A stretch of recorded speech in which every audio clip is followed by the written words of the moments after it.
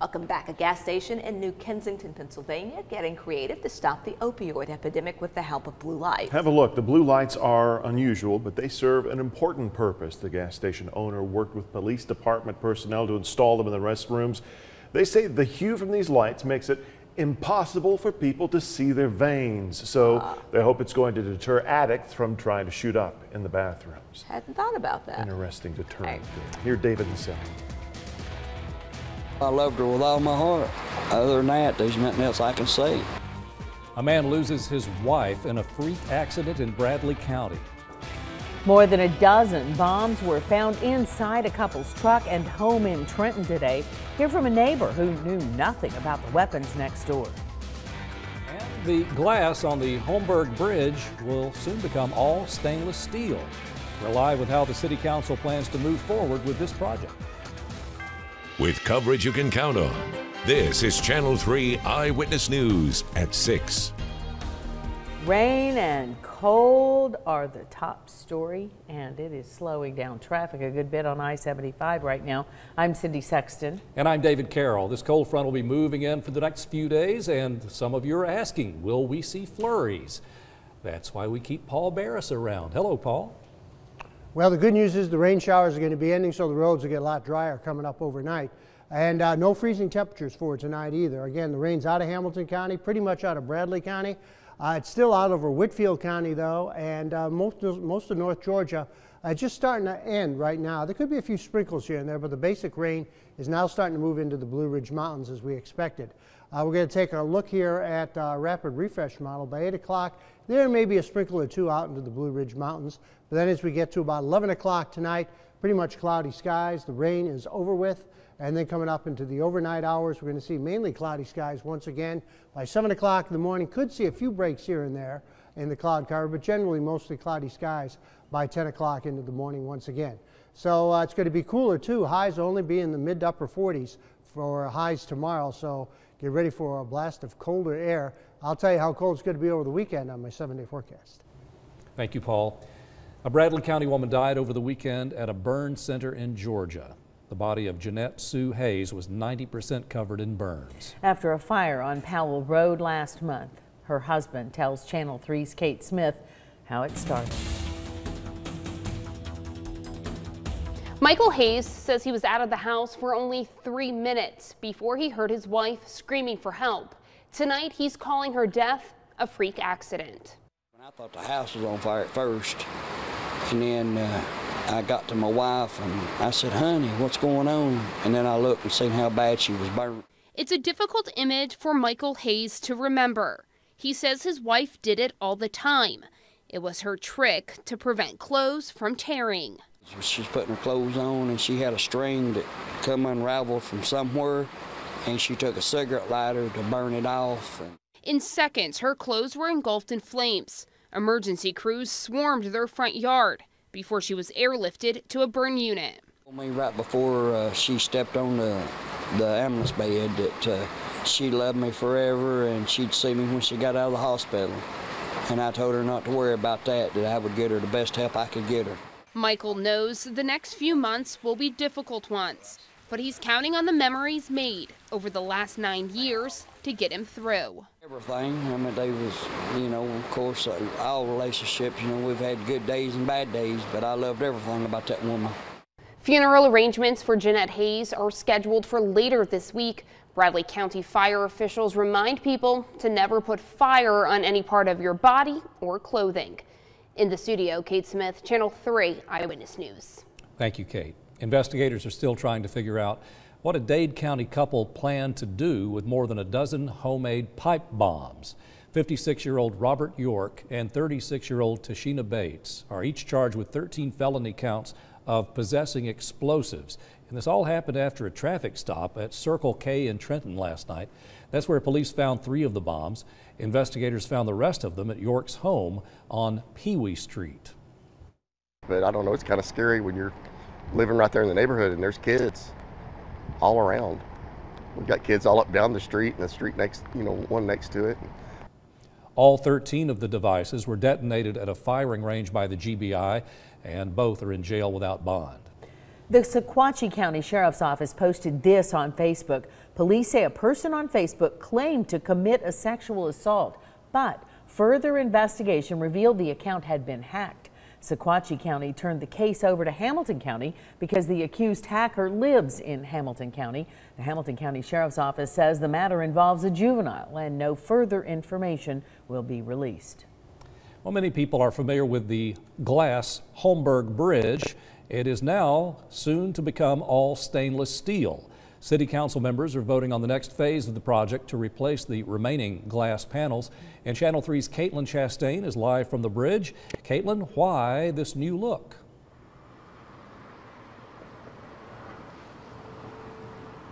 Well, David, the new look would be the stainless steel I'm standing on now would replace all the panels across the bridge simply because the panels keep breaking and city leaders are having to repair those panels, costing taxpayers a pretty penny. So city leaders say that the change is necessary. However, some visitors say they hate to see the bridge go. Oh, I think this is wonderful. It's Maxwell Eaton's first look at the Holmberg Bridge, a staple on the Chattanooga riverfront. But I think the whole concept of the glass is an attraction. Look at the architecture here. This is fantastic. It was a really nice artistic approach to a neat feature in the city.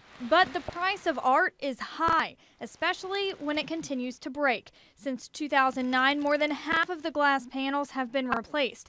That's nearly $270,000 in repairs, all paid for by taxpayers. So the bridge just really wasn't a sustainable option as a glass bridge. Most glass bridges are in controlled environments, like indoors or on observation decks. When this $1.6 million bridge was built, some factors slipped through the cracks, such as the amount of foot traffic, impact from weather, and bicycles, all which caused damage. So I don't know that anyone would have known that the bridge would have been susceptible to this, to the breakage that we've seen. So now the City Council will vote on pouring $540,000 additional dollars into switching out all those glass panels for this. That's a graded stainless steel and slip resistant. Public Works Administrator Justin Holland says the initial cost is high, but the city will save money on repairs. Eaton, who is only visiting Chattanooga, says the cost of the bridge is irrelevant to him, but hates to see it go. But I don't pay taxes here either, so I don't know how that fits into the whole subject. A metal bridge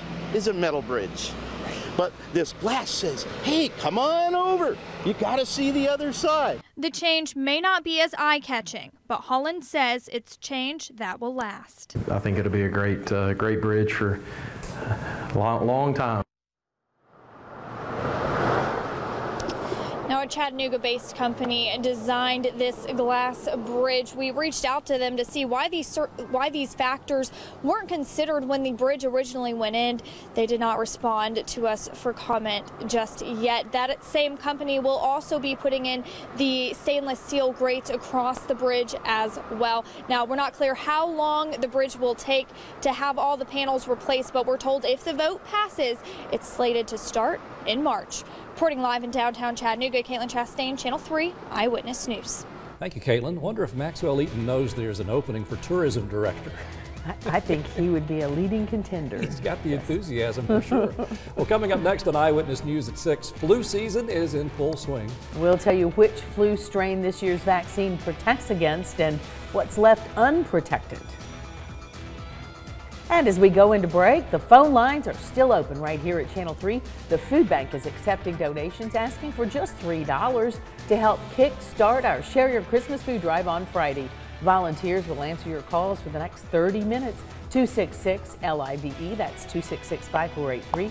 Right now, we've raised more than $2,000. Of course, Friday is our 33rd annual Share Your Christmas. We'll be there to accept your donations from 4:30 in the morning until 6 in the evening in Dalton, Cleveland, and at the First Tennessee Pavilion. We'll be right back.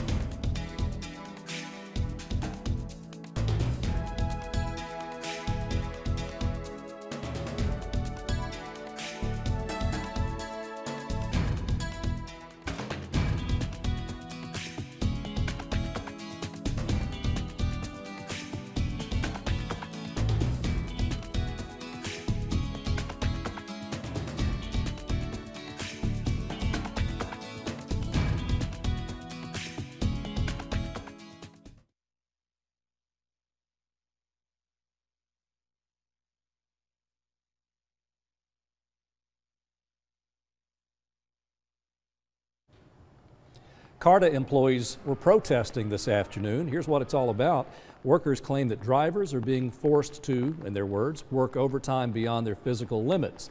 They're also protesting what they claim are unsafe vehicles and discrimination on the job. Now, this was taking place right in front of the City Council right before their meeting today. You'll hear from some of the protesters tonight on Eyewitness News at 11. Across the country, officials say the flu virus is spreading fast, and this year it could be more severe than in previous years. The good news is the number of flu cases is about right where it should be with the numbers this time of year. The CDC says 4 states currently have widespread flu activity, and one of those is Georgia. That's why health officials don't want residents in the Tennessee Valley to let their guard down. But I don't want anybody to fall into the false sense of security that just because we aren't seeing large numbers that they really don't need to worry about flu, because they do. Children and seniors and people with existing medical conditions are most at risk. Officials say our region is still early in the flu season. In the southeast, we typically hit the peak in late January or early February. Still to come here at 6, we're taking a closer look at the Georgia mandatory reporting law. Charges were dropped against a North Georgia coach. And yes, we've been spoiled in recent days, but it's starting to feel like December.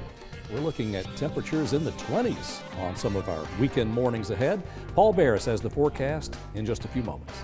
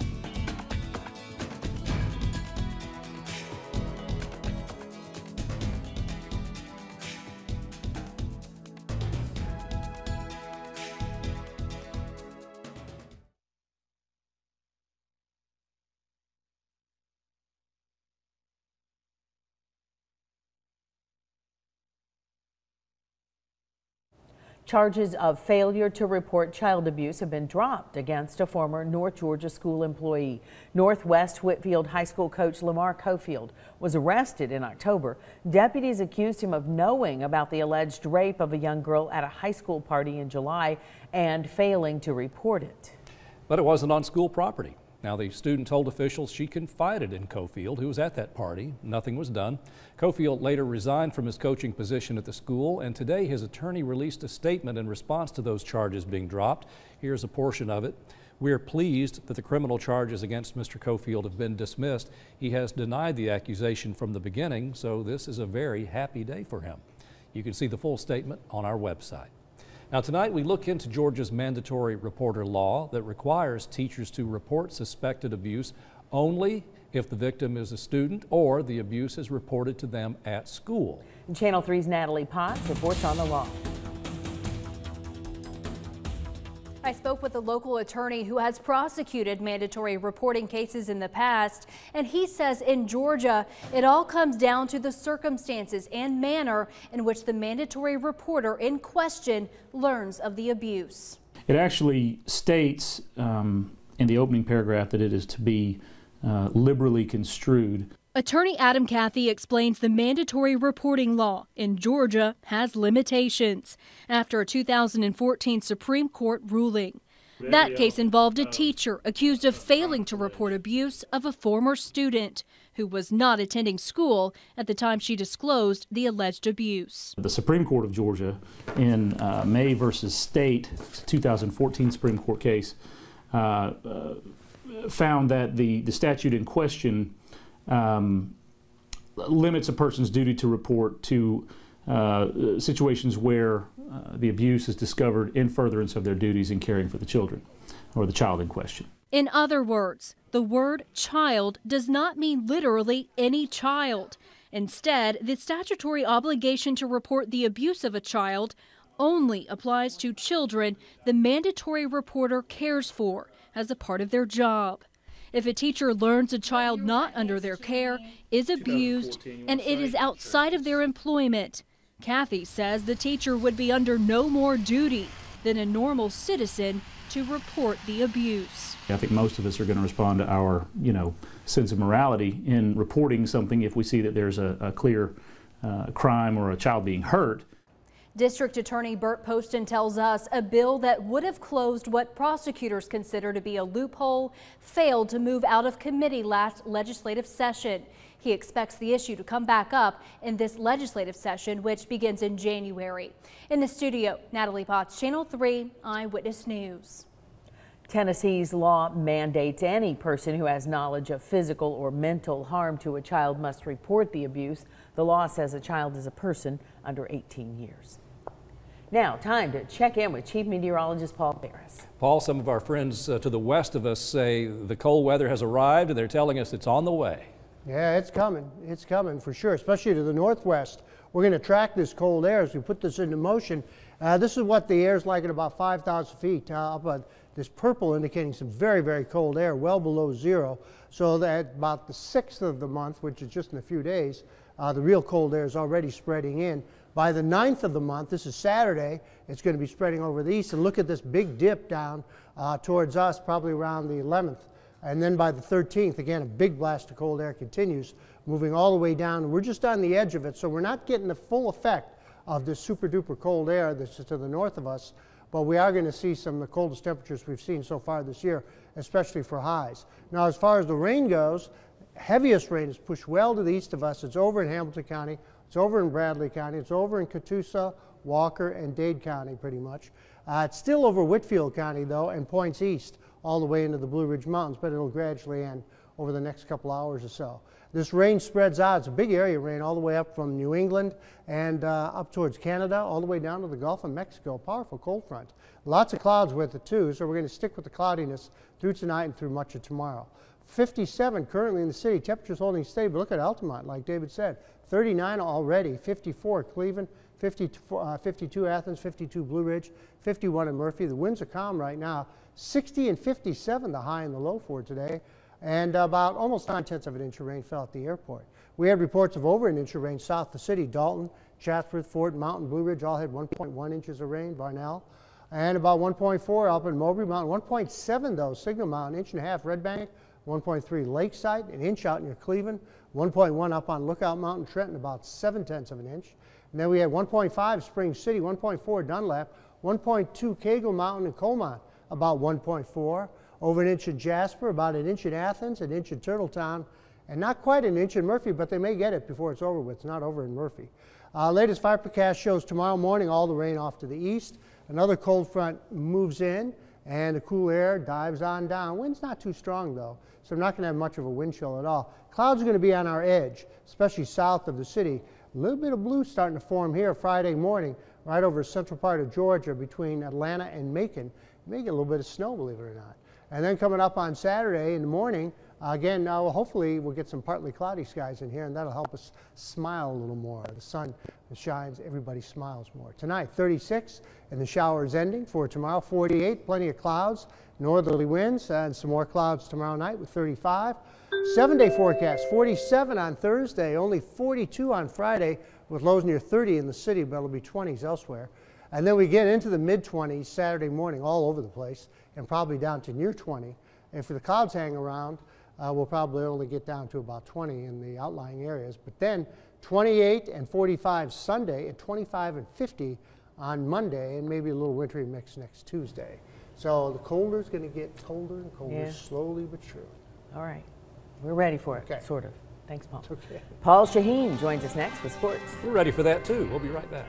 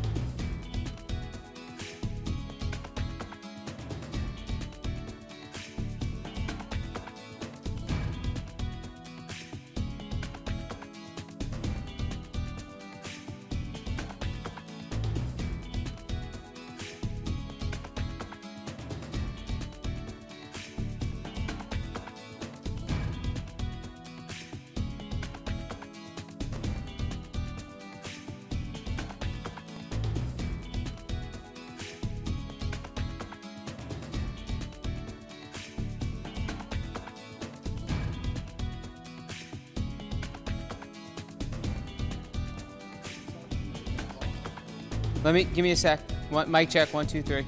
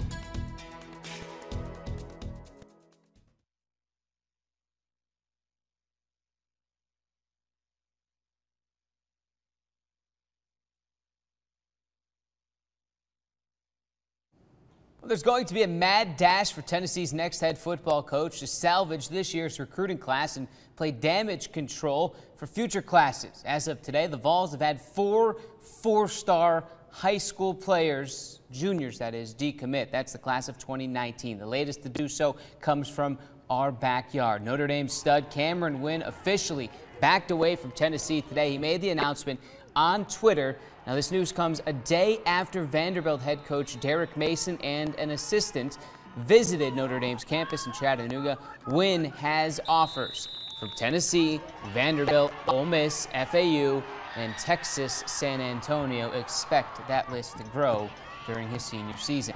Now to the latest out of Knoxville. We do know athletic director Phil Fulmer is in New York City tonight celebrating the latest college football Hall of Fame class, which included Tennessee great Peyton Manning. We'll hear from Manning in just a bit, but first, a coaching update. With a big recruiting weekend ahead, reports continue to say that Phil Fulmer would like to have a name set in stone by the end of the night. ESPN's Chris Lowe reports that T. Martin and Fulmer have finally talked, and it went well. Meanwhile, I am still being told that Auburn defensive coordinator Kevin Steele is the leading candidate right now. Back to Manning now. The Tennessee Vols' all-time passing yards and touchdown leader will be inducted into the College Football Hall of Fame tonight at 8:30 on Watch ESPN. Needless to say, Manning, while in New York, was asked about the state of Tennessee football. It's been a difficult time, but I know what Tennessee is capable of being. It's what it was when I was in school there, and I've been a devout supporter and always will be. And look forward to hopefully getting it back to where it was back when I was in school. It was a great place. Some off-season soccer news to get to as well. Chattanooga FC announced today that they will play a scrimmage with an MLS team this February. CFC will host FC Dallas February 3rd. Finley Stadium. The boys in blue say it's another opportunity to expose fans to a great game day atmosphere along with a very good soccer team.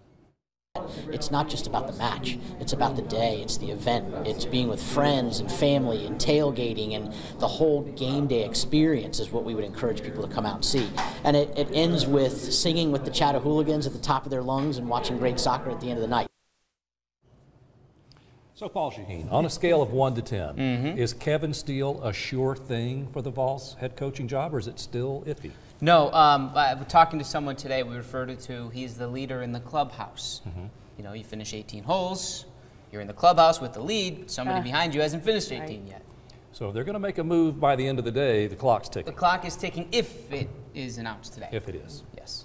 Thank you, Paul. We know you'll have it as soon as it happens. All right, Paul Bears. That's why I follow him on Twitter. What about tonight? Is the rain The showers are gradually ending right now. They'll be out of the Blue Ridge Mountains pretty soon. It's going to be about 49 at 9, and by midnight about 46. So not outrageously cold yet, but it's coming. Okay. And we're ready for it because you've given us several days warning. So you know we've tested out the furnaces and we've got the long johns out, the jackets and the mittens. Bring it on. I need to go find my mittens. That's what you say now. Yeah. It'll still be a shot. Thanks for joining us for Eyewitness News. Much more to come next on NBC Nightly News. We'll see you back at 11.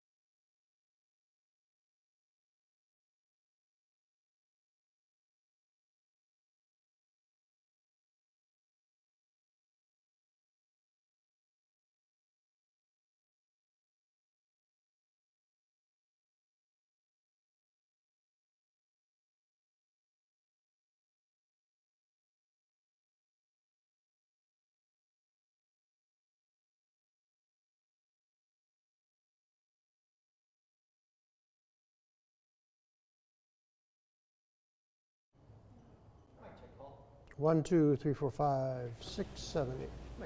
1, 2, 3, 1, 2, 3, 1, 2, 3, 1, 2, 3.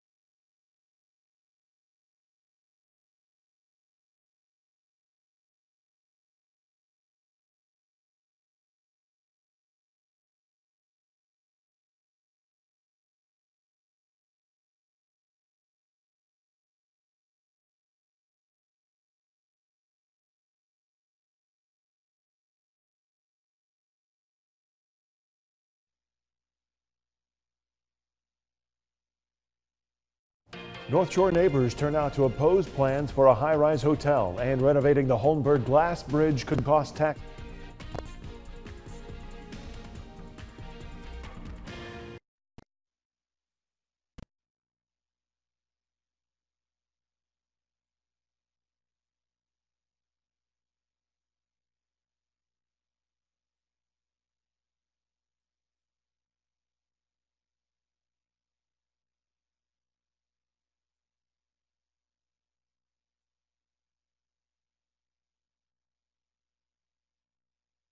North Shore neighbors turn out to oppose plans for a high-rise hotel, and renovating the Holmberg Glass Bridge could cost taxpayers more than $500,000, the latest from the City Council meeting. I'm tracking a big cold blast on the way. When you could see some flurries on First Weather.